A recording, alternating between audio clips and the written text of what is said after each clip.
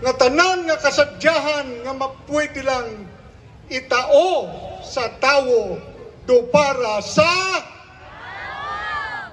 salamat.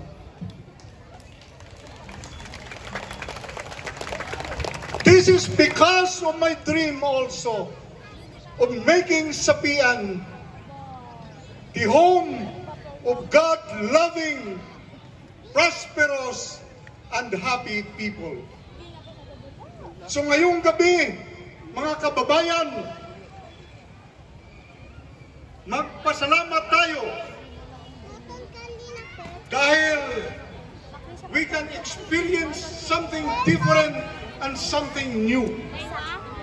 An experience which I know it will remain in our memories.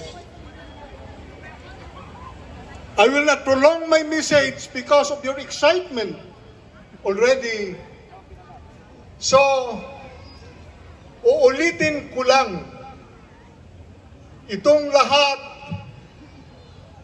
dapat pasalamatan natin sa ating Diyos through the intercession of our patron saint, Saint Anne, dahil sa kanyang kapistahan ngayon na ating sinisilibrar, at pasalamatan natin dahil hindi tayo linagay sa path ng bagyo at binigyan tayo ng magandang panahon at ngayon ay nangyayari ito.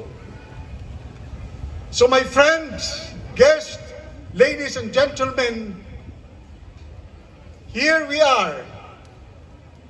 We are witnesses of the first time again, I believe, in the province of Capiz, where the National Commission on Culture and Art and the Arts is presenting to us in coordination and cooperation with the provincial government of Capiz and of course with our assistance, ang linggo ng musikang Pilipino. Maraming salamat po at let's enjoy ourselves. Palakpakan natin, mabuhay ang Sapian! Mabuhay ang Sapianon! Itao sa tawo ang para sa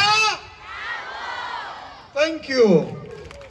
Thank you very much, Mayor Jose Joe Villanueva. Ibigay sa tao ang para sa tao, and that's exactly what we're doing here, because what we're celebrating here is purely the talent of our own. At this point, ladies